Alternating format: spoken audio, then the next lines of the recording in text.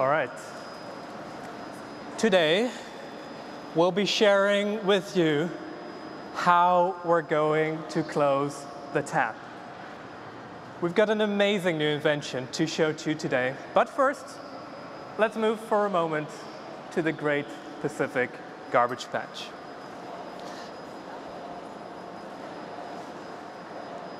Oh, look what's there. It's our system catching plastic. We had a few tiny challenges along the way, but we now have a system that's catching plastic. And to all of you who supported us so far, thank you very much for getting us to this point.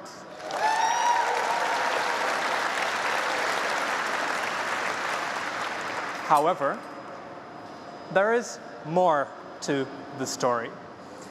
At the Ocean Cleanup, our mission has always been to rid the world's oceans of plastic. And for that, this is, of course, just one part of the solution. To truly rid the oceans of plastic, what we need to do is two things. One, we need to clean up the legacy pollution, right? So the stuff that has been accumulating for decades and doesn't go away by itself. But two, we need to close the tap, which means preventing more plastic from reaching the oceans in the first place.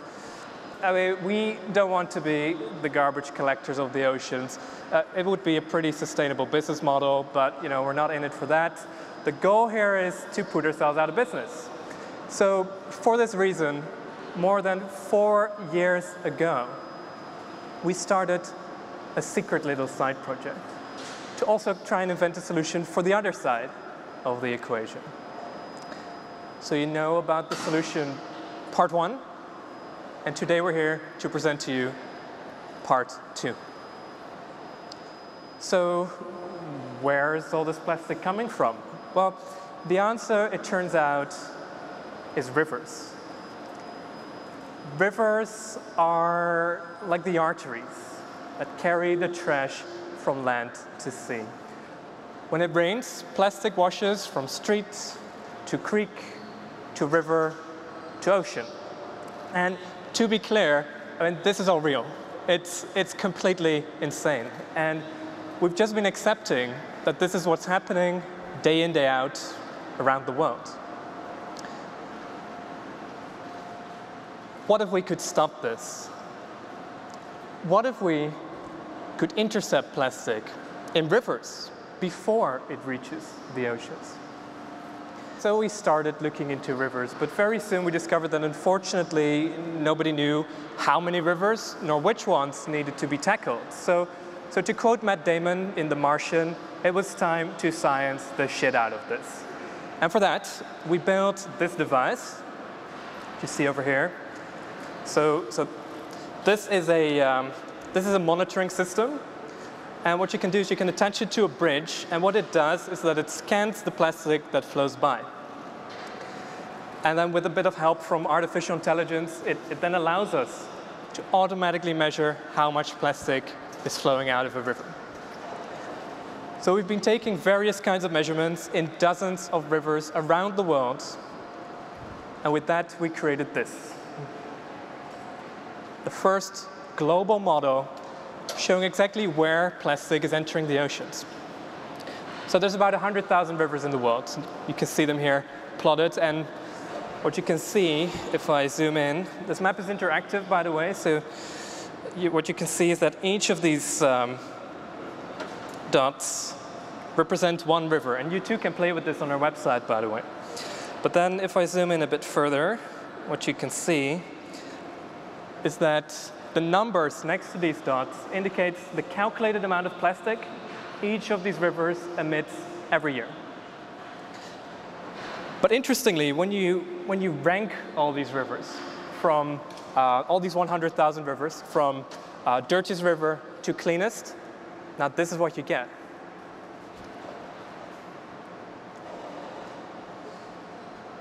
Right. So it's pretty obvious that just a very tiny percentage of rivers does most of the pollution. So what we plotted here is the relative contribution of each river to the global plastic problem.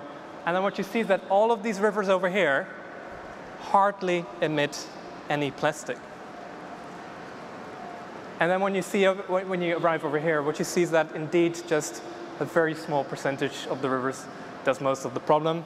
Then what we can see is that 1,000 rivers are responsible for roughly 80% of the world's plastic pollution. That's 1% of rivers doing 80% of the damage. By the way, it's not 10 rivers. You may have seen that number going around on the internet, but it's still a small number compared to the total. So 1,000 rivers. Remember that number, okay? So if you're looking for a way to rapidly reduce the amount of plastic going into the oceans, it would clearly make sense to focus on these heaviest polluting rivers. But if this is such a logical thing to do, why on earth isn't it happening today? Well, it turns out there are actually a few places where plastic is already being taken out of rivers. And this is amazing, pioneering work, and they actually do the job really well in their specific locations. But this is a global problem. And unfortunately, one-off bespoke initiatives don't scale. They're simply not applicable to most of these polluting rivers. And even if they would, at the current rate of rivers being tackled, it's going to take hundreds of years to solve the plastic pollution crisis. But the oceans are suffocating. We just don't have the time to wait for that. What we need is a global solution right now. So what we need is a scalable solution. What we need is a product. One integrated system that you can bring anywhere in the world, install within days, and that just works. That's the missing piece.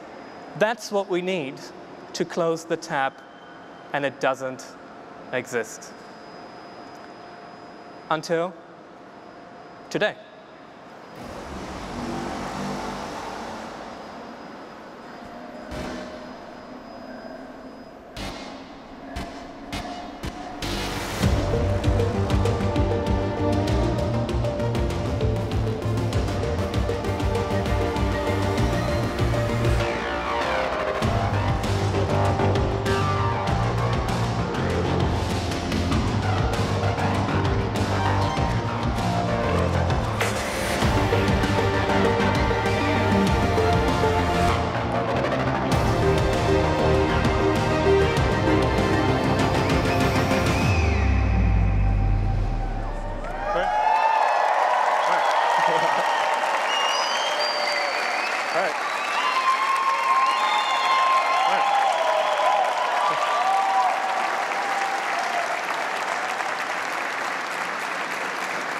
What you're seeing behind me is the Ocean Cleanup's Interceptor, and it's the world's first scalable river plastic solution.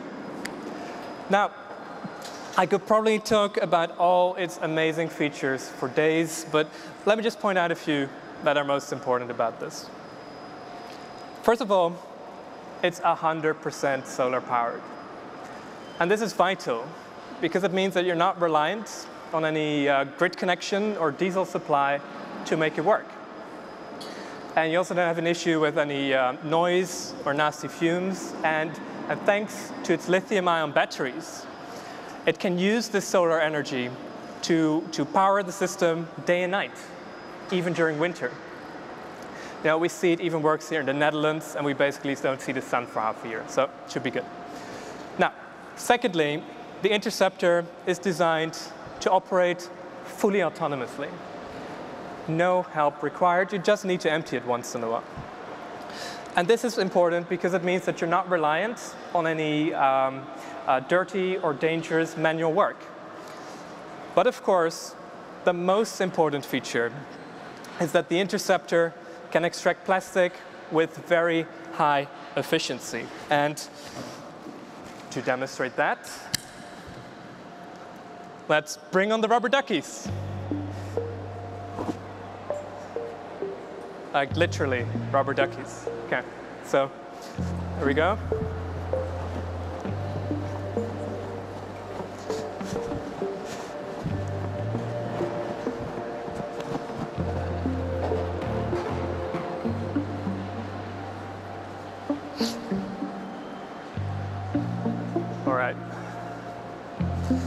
Follow me, guys.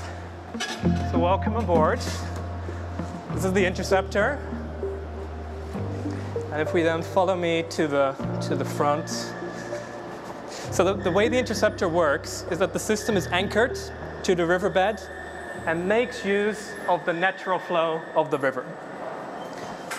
Now, the first thing that the plastic encounters when it's flowing through the river is the barrier, which you see over here, which guides the plastic to the mouth of the Interceptor.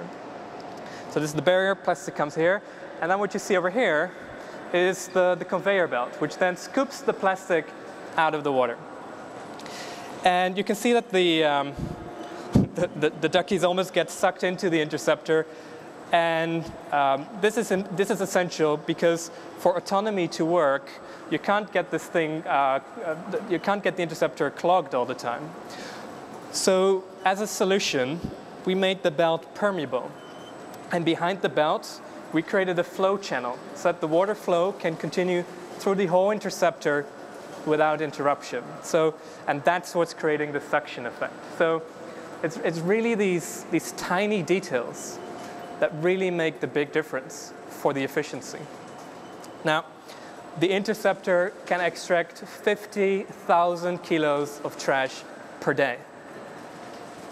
That's a lot. That's the equivalent of about 1 million soda bottles in a single day. And actually, in the right conditions, we think we can actually double this. So if we then move to the center of the machine,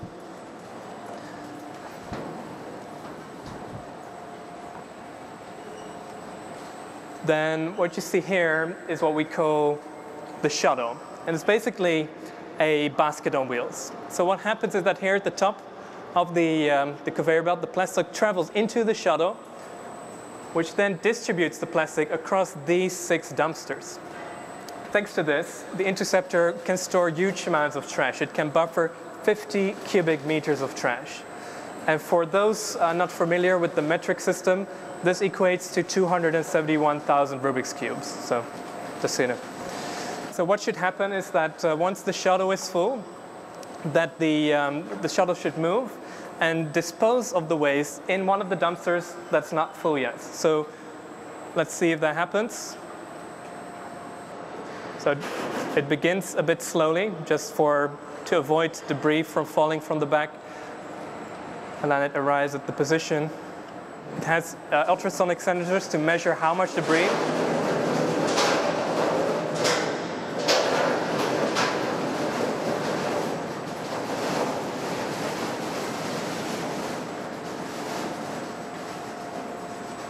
And there you have it. All right. While we are here on the Interceptor, there is one more cool thing which I'd like to show you.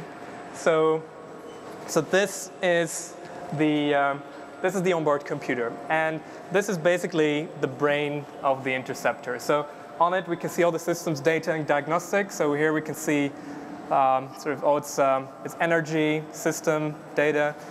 You can see the health of each of the components. You can change different kind of cleanup modes.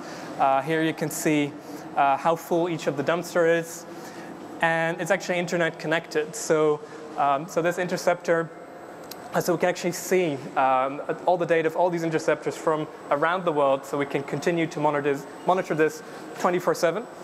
And then we start to move back.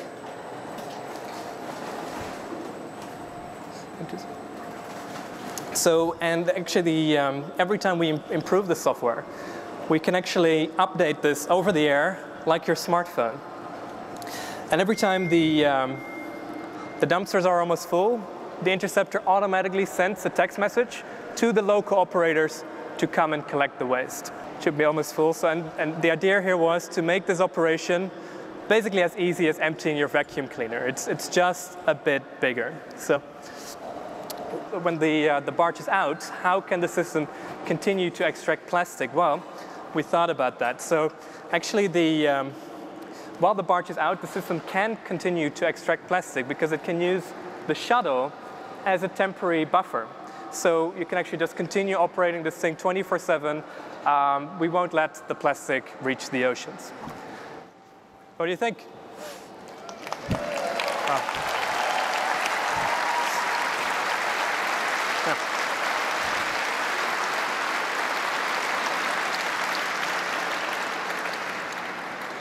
what about passing boats? Well, for that, we took these micro GPS trackers, which we then put inside plastic bottles. And then when you throw these plastic bottles in rivers, which feels pretty wrong, by the way, but for science, what you see is that in certain points along the river, virtually all of the plastic is flowing through this very narrow band, which means you can strategically place the interceptor right there where the plastic goes without having to block up the entire river. So I must stress that this effect is not present in all rivers, but when it's there, it's pretty cool. And if not, you can deploy the barriers like this, allowing boats to go through even though you're still capturing the width of the river. Another obvious question is that rivers are pretty rough environments, so what about reliability? Well, firstly, the Interceptor is built like a tank. It's really, really tough. It has like 6 millimeters of steel for the pontoons. We think that with the right maintenance, this thing can continue operating for more than 20 years. And we engineered the nose of the Interceptor to be able to deflect big objects like trees, which could otherwise enter and do harm to the machinery. And because it's designed like a catamaran and has a very low center of gravity, this thing is super stable, so it will stay upright no matter what. And now for my favorite thing about the Interceptor. So this part, it's a pretty random part, but it will make sense in a bit. So this thing you might recognize as being part of the fendering, which you see there on the side of the system. We had to make it from plastic, so then we thought, well, let's make it from plastic that we've taken out of the ocean. So I think that's just full circle. It's pretty cool. Isn't it? Yeah.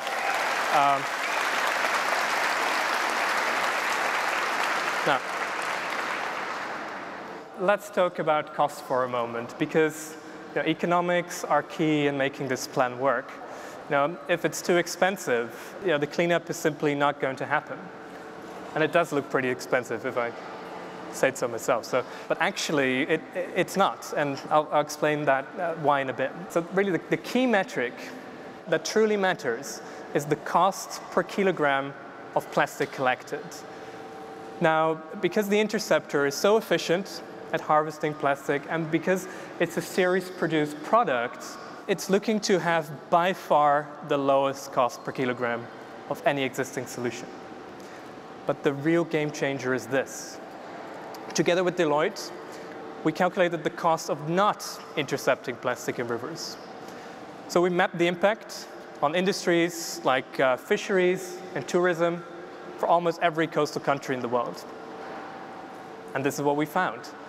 Deploying interceptors is even cheaper than deploying nothing at all.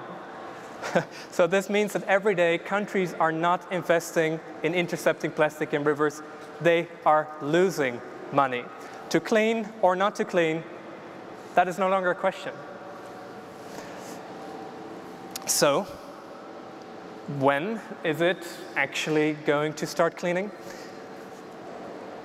Well, have another look at the Interceptor. You might notice a certain number on it. You know what this means, right? Do you know what this means? Do you really know what this means? It means that right now, Interceptor 1 is cleaning in Indonesia. This is in Jakarta. It means that right now, Interceptor 2 is cleaning in Malaysia. This used to be one of the heaviest polluting rivers in the world. And it means that right now, Interceptor number 3 is prepared to be deployed in Vietnam. This is our yard in the Mekong Delta as we speak. And then we come to Interceptor number 4. Remember these videos going viral earlier this year? This was filmed in the beautiful Caribbean country of the Dominican Republic. But after heavy rains, its crystal clear waters turn into this. All this plastic that you're seeing here is coming out of a single river, the Rio Osama.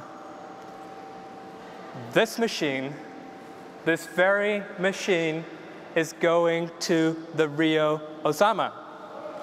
And these images should soon be history. Now,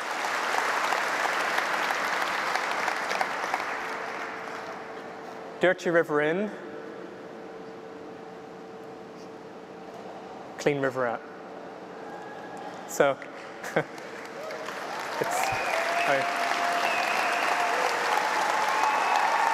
oh, thank you. But there is more. There is more. And it's actually, it's actually really quite satisfying to watch these videos of this trash going up the conveyor belt. So we'll probably put the live streams online for all of you to see. So it's kind of fun. But there is more. There is actually a few more things. So now that there is a scalable cleanup method, the next step, obviously, is to scale it up. And we're proud to say that several places have now already signed up to join us with starting to scale this up next year. And these include Thailand, which is actually currently chairing the ASEAN conference, and LA County. And yeah, thank you. Yeah. So the fact that it's still relevant to deploy in advanced economies like the United States shows that this is not meant as a replacement for good waste infrastructure or any other prevention activity. Now, this is an extra safety net, a supplement, if all else fails. Yet, out of all the possible things that we could do and that we should do, this is the only path that I could think of that could rapidly close the tap.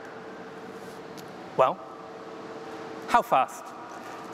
Now, remember that number of 1,000 rivers doing roughly 80% of the pollution?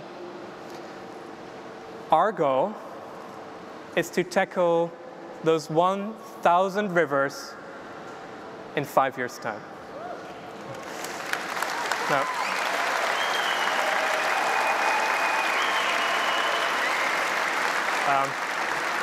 Now, don't get me wrong. I mean, this is not going to be easy. But imagine if we do get this done, we could truly make our oceans clean again. That's a future to look forward to. But this is something we cannot do alone. We need your help to make this happen. We need countries to commit to river cleaning. We need companies to help with funding and operations. And we need you to tell the world to close the tap. Thank you.